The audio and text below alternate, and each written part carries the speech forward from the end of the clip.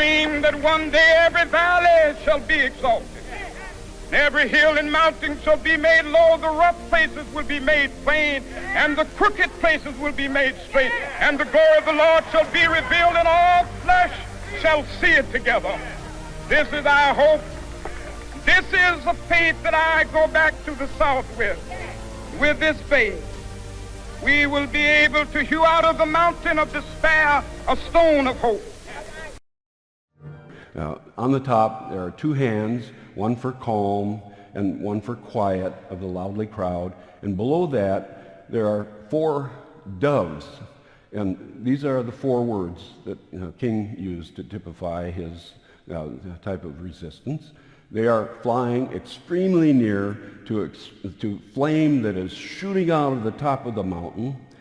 And there are four of them for the four words. But this mountain that he refers to the day before he died is an explosive thing, because the next day he was shot. And this convulsive flow of energy up into the air is what it's all about. That's why you do this kind of thing, the protest that he did. Now, there is a mountain, and there are four sides to the mountain, and in the bottom there is a stone of hope, and around this are blades, plows.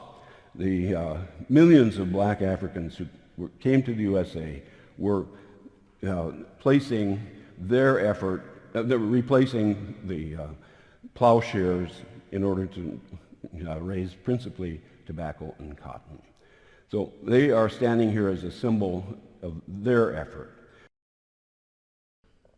You begin me, wind. The trees mime your gallop as they race across the crouching hillside, gathering into great thunderheads of power to send lightning grabs of pent-up torrents crashing down into the chaos of my unsuspecting world, to crush my arm-in-arm march for freedom at last and violate my innermost sacred chamber without my permission.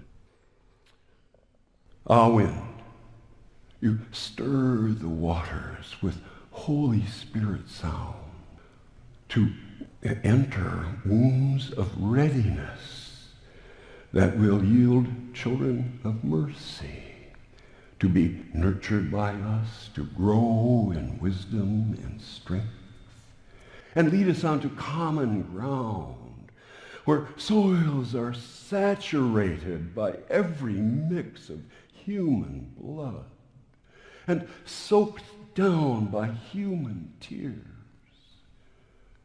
that we might learn to sow our seeds of peace into fields of a gentler faith, asking the God of every religion for permission.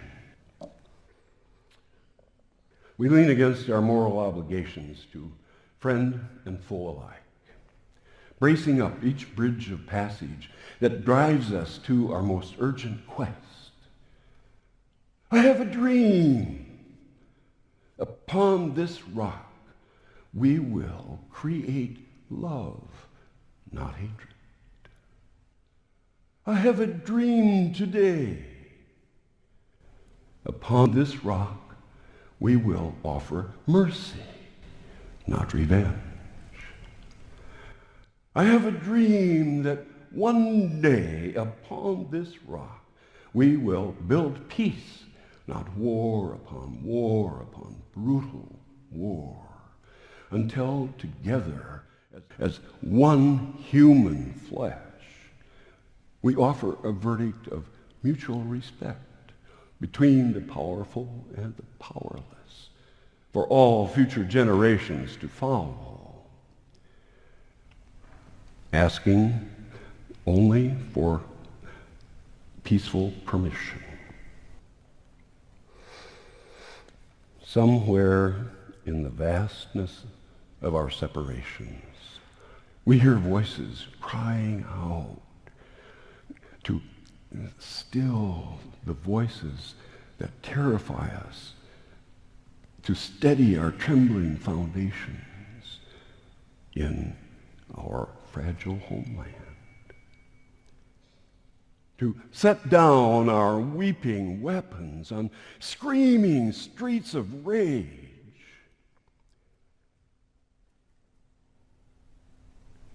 to circle our sanctuary against the sting of ethnic purging, to desanctify gender wars, to bind up wounds laid bare by warring creeds, until together we lift up our next born as a joyous daybreak to end the long night. And from the mountaintop, look out to the promised land where every life matters.